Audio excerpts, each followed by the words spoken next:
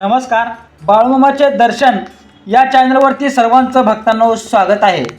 तर भक्तांनो, मी तुम्हाला आज या व्हिडिओच्या माध्यमातून विठ्ठलाच्या चरणावर खड्डा कोणी केला याबद्दलचे बाळूमामांचे थोडक्यात मी विचार या व्हिडिओच्या माध्यमातून मी तुमच्यासमोर मांडत आहे भक्तांनो.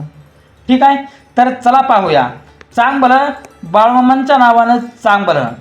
विठ्ठलाच्या चरणावर पडलेला खड्डा हा फक्त दगडातील खून नाही भक्तांनो, तर तो भक्तीचा, श्रद्धेचा आणि समर्पणाचा एक गूढ संदेश आहे. असा विचार बाळूमामांच्या शिकवणीतून आपल्याला दिसतो. बाळूमामा सांगतात की देवाच्या चरणावर जो खड्डा दिसतो तो कोणीतरी हाताने केलेला नसतो, तर तो लाखो भक्तांच्या प्रेमाने, अश्रूंनी आणि माथ्याच्या स्पर्शाने तयार झालेला असतो. विठ्ठलाच्या चरणावर पडलेली ती खून म्हणजे भक्ताच्या अखंड सेवेमुळे निर्माण झालेली पवित्र आठवण आहे. जेव्हा एखादा भक्त मनापासून देवाच्या पायाशी माथा टेकवतो तेव्हा तो फक्त नमस्कार करत नाही, तर आपलं दुःख, अहंकार आणि सगळं काही त्या चरणावर अर्पण करतो. तसेच बाळूमामा पुढे म्हणतात, अरे माझ्या बाळांनो, देवाला दगड समजू नका. तो तुमच्या भावनेनुसार जिवंत होतो. त्या खड्ड्याचा अर्थ असा आहे की भक्तांनी इतक्या वेळा, इतक्या श्रद्धेने विठ्ठलाच्या चरणी नतमस्तक होऊन आपलं मन अर्पण केलं की त्या प्रेमाचा ठसा कायमचा उमटून राहिला. भक्तांनो, ही खून आपल्याला शिकवते, जीवनात कितीही संकट आली तरी देवाच्या चरणी नम्र व्हा. कारण जिथे अहंकार संपतो तिथेच देवाची खरी अनुभूती सुरू होते.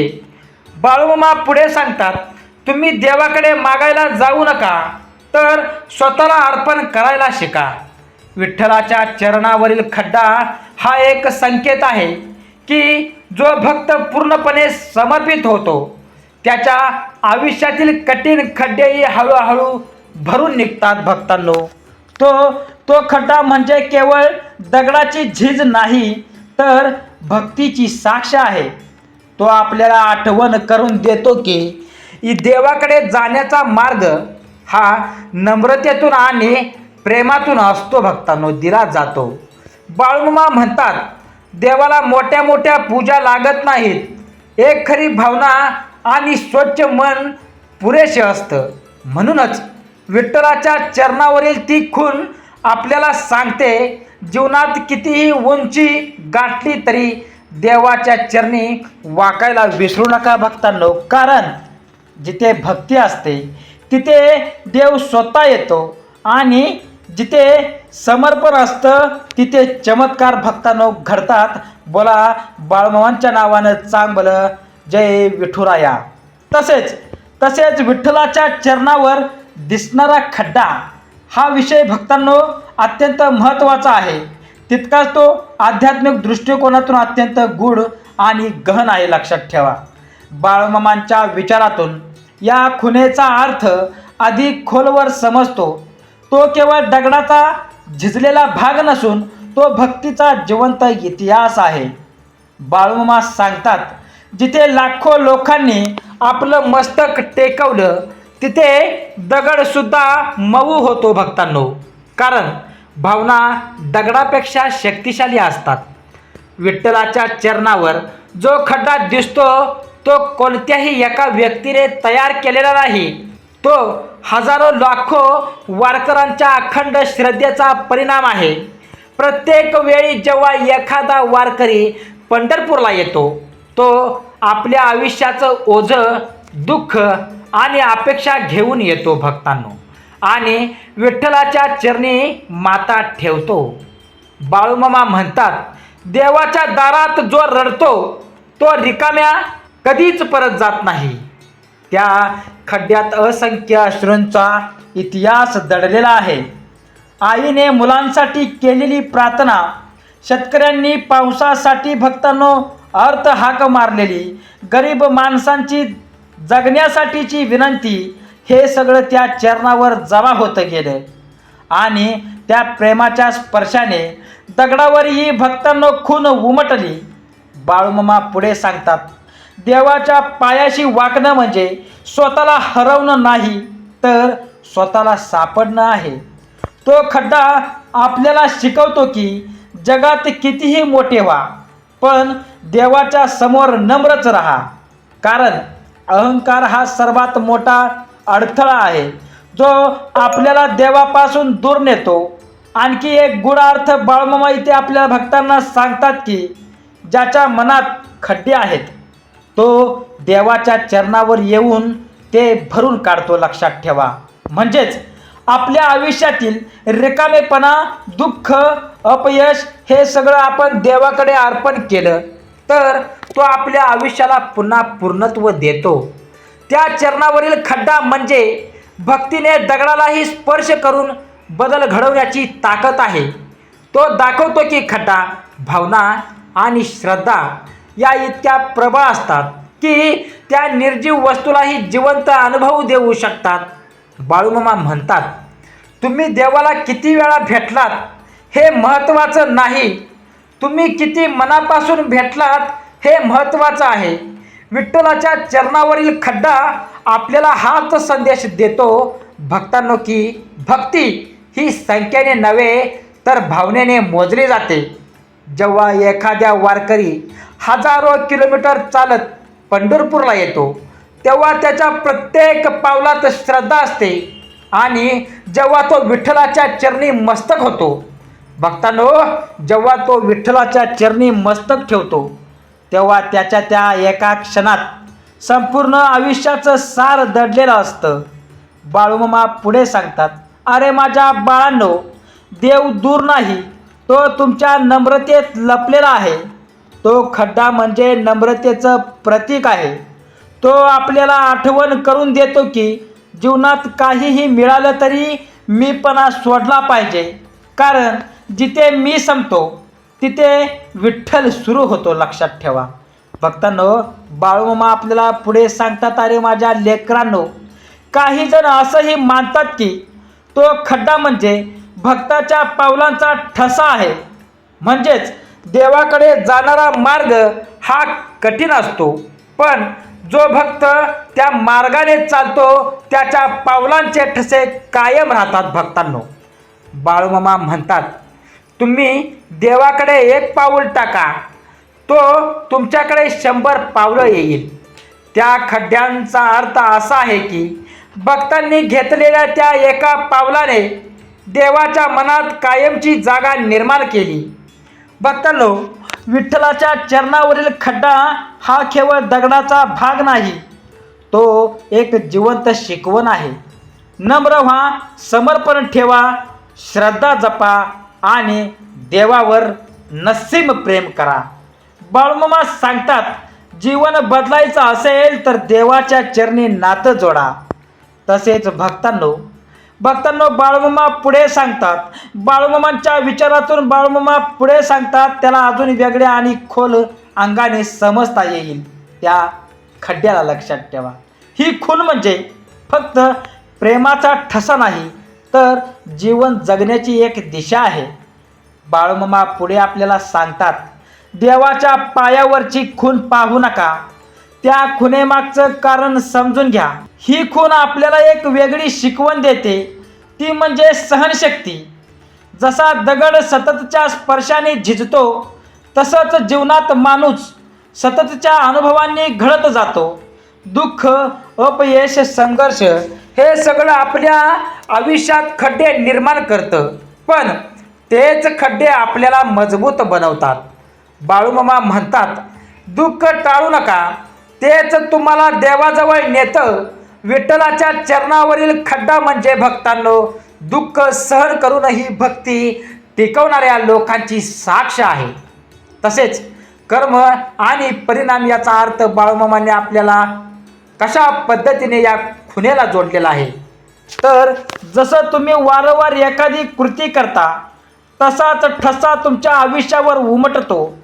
भक्तांनी सतत नमस्कार केला म्हणून दगडावर खड्डा पडला, तसंच आपण आयुष्यात जे सतत करतो तेच आपल्या भवितव्यावर ठसा उमटतं. लक्षात ठेवा, जर आपण सतत चांगलं कर्म केलं तर जीवन सुंदर घडतं, आणि जर वाईट सवयी जोपासल्या तर आयुष्यातही खड्डे निर्माण होतात भक्तांनो.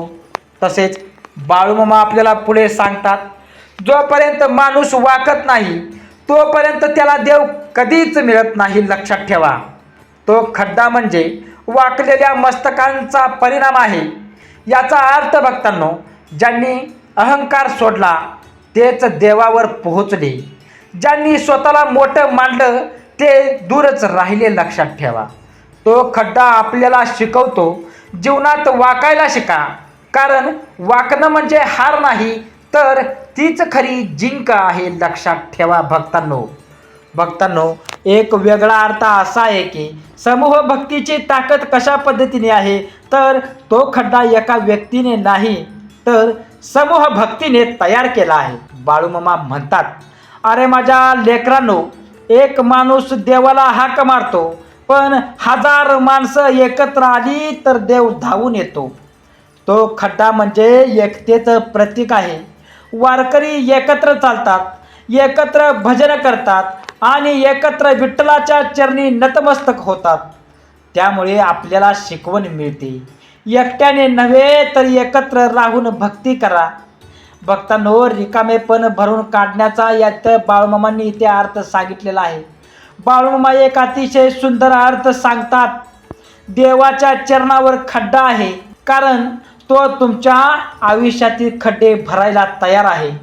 म्हणजे तुमच्या मनात दुःख असेल, आयुष्यात काही कमी वाटत असेल, नशिबाने साथ दिली नसेल तर त्या सगळ्या गोष्टी देवाच्या चरणी ठेवा. तो खड्डा म्हणजे देव तुमचं दुःख स्वीकारायला तयार आहे हे दर्शवणारा संकेत आहे. भक्तांनो, बाळूमामा पुढे सांगतात, देव काही घेत नाही, तो फक्त तुमचं ओझं हलकं करतो.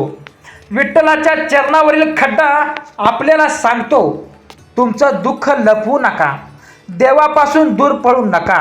तसेच भक्तांनो, विठ्ठलाच्या चरणावरील खड्डा, भक्तांनो, याबद्दल बाळूमामा पुढेही सांगतात की देवाच्या पायाशी जे वागतात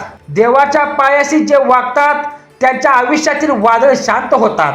हा खड्डा म्हणजे फक्त भक्तांच्या माथ्याचा स्पर्श नाही तर त्याच्या आयुष्यातील संघर्षाची साक्ष आहे. प्रत्येक भक्त जेव्हा विठ्ठलाच्या चरणी येतो तेव्हा तो फक्त नमस्कार करत नाही तर आपल्या आयुष्यातील ओझं खाली ठेवतो. खड्डा म्हणजे ओझं उतरवायचं ठिकाण आहे. बाळूमामांच्या विचारानुसार तो खड्डा म्हणजे एक प्रतीक आहे की इथे येऊन तुमचं दुःख सोडा. आपली लोक चिंता, भीती, अपयश हे सगळं त्या चरणावर अर्पण करतात, आणि जितक्या वेळा लोकांनी हे केलं तितक्या वेळा त्या जागेवर एक ठसा तयार झाला. बाळूमामा म्हणतात, ज्याने दुःख देवाकडे दिलं त्याला शांतता मिळाली. लक्षात ठेवा, हा खड्डा म्हणजे एक प्रकारे श्रद्धेचा साठा आहे. जसं पाण्याचं तळ वर्षानुवर्ष भरत जातं तसं भक्तीचं, विश्वासाचं आणि प्रेमाचं संचय त्या चरणावर होत गेलं. लक्षात ठेवा, तो आपल्याला सांगतो की तुम्ही जेव्हा देवाकडे जाता तेव्हा तुम्ही एकटे नसता, तुमच्या आधी लाखो लोक त्या मार्गाने गेलेले असतात. भक्तांनो, खड्डा म्हणजे मनाची रिकामी जागा. बाळूमामा एक वेगळाच अर्थ इथे सांगतात, देवाच्या पायाशी खड्डा आहे कारण भक्तांनो, माणसाच्या मनात खड्डे आहेत. आपल्या मनात असलेल्या रिकामेपणा, अपूर्णता, अपेक्षा हे सगळं आपण त्या चरणी भरून काढायला जातो. म्हणूनच तो खड्डा आपल्याला आठवण करून देतो की देव हा पूर्णत्व आहे. खड्डा म्हणजे अहंकाराची समाप्ती. भक्तांनो, बाळूमामा म्हणतात, जोपर्यंत डोकं वर आहे तोपर्यंत देव दूर आहे. लक्षात ठेवा, जेव्हा आपण डोकं खाली करून देवाच्या चरणी टेकवतो तेव्हा आपला अहंकार त्या खड्ड्यात विरघळतो. तो खड्डा म्हणजे अहंकार संपवण्याचं ठिकाण आहे. तसेच खड्डा म्हणजे सेवा आणि सातत्य. भक्तांनो, या विषयावरती बाळूमामा वारकरी परंपरेत हजारो लोक दरवर्षी पंढरपूरला जातात. भक्तांनो, ही परंपरा केवळ एक दोन दिवसाची नाही तर शेकडो वर्षाचे आहे भक्तांनो. बाळूमामा पुढे